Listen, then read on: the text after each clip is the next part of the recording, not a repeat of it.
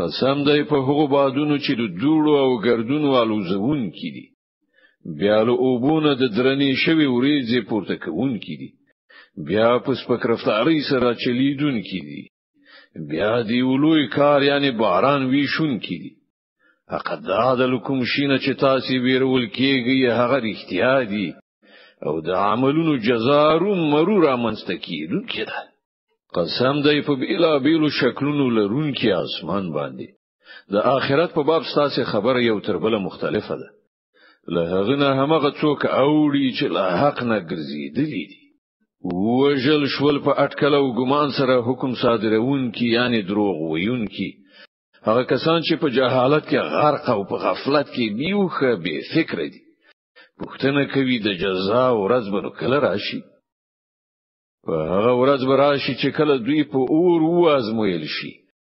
دوی ته به ویل شي اوس د خپل فتنې خوند وڅکي دا همغه شی دی چې د هغې لپاره تاسو بیړه کوله البته پرهیزګاران به په هغه ورځ کې په باغونو او د چینو ترڅنګ وي د هغوی پروردګار چې هر څه هغوی ته ورکړي په خوخي سره به اخیستون کیوي بشک دوی دغه ورځ څخه په خواني کې کوونکی وو هغوی د هغه ورځ لراتګ نه مخکې د شپې له مخې ډیر لګوي د کېدل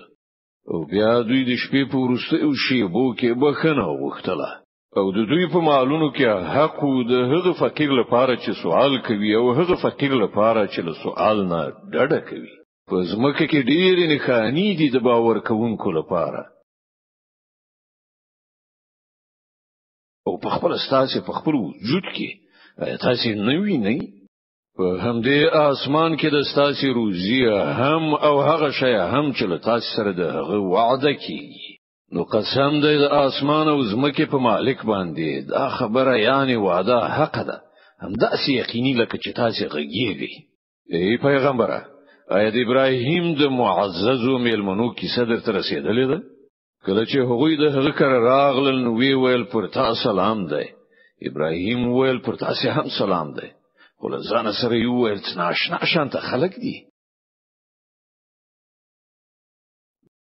بیا هغه غلې غونډې خپل کورنۍ ته ورغی او یو چاغ تازه ورید کړه خو سیر راوړ میلمنو مخې ته وړاندې کړ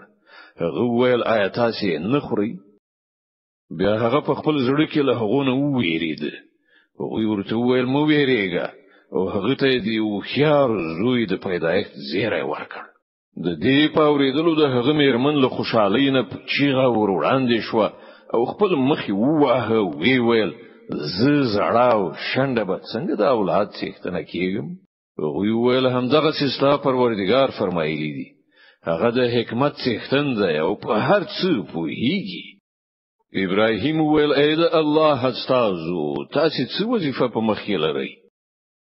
وی ویل موږ د مجرم قوم خاطرې ګرځو یو چې پر هغه باندې د پخې شوی خټې تیږي وره چې ستاد پروردگار په وړاندې له حد څخه تیری کوونکو لپاره نه کړای شوی دی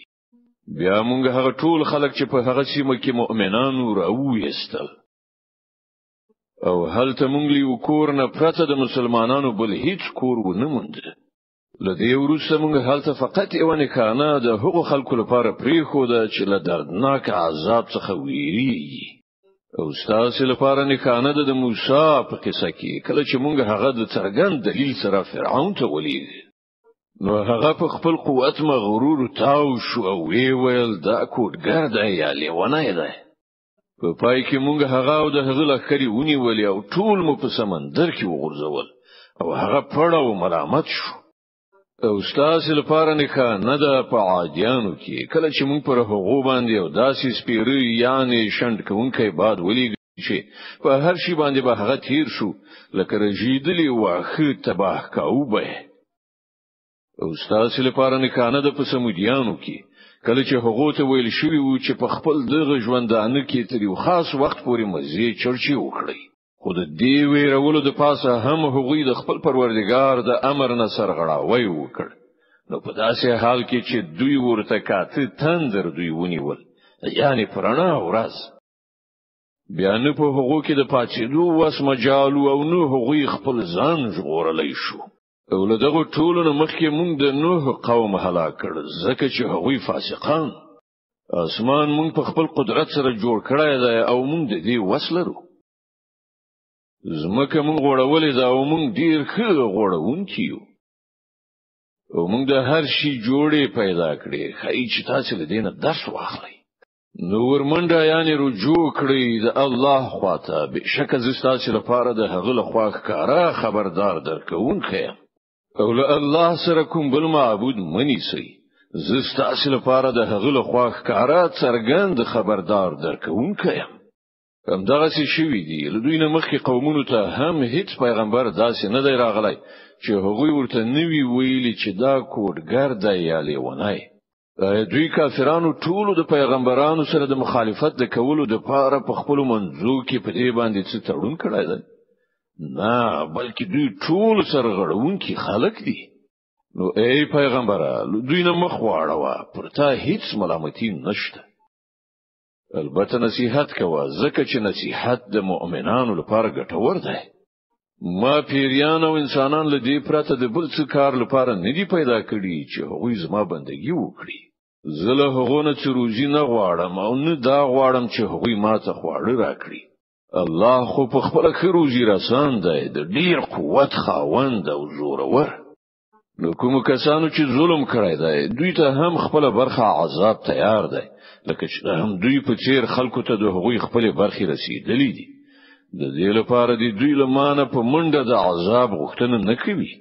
په پای کې د کافرانو لپاره تباہی ده په هغه ورځ چې دوی له هغې نه ویرول کیږي.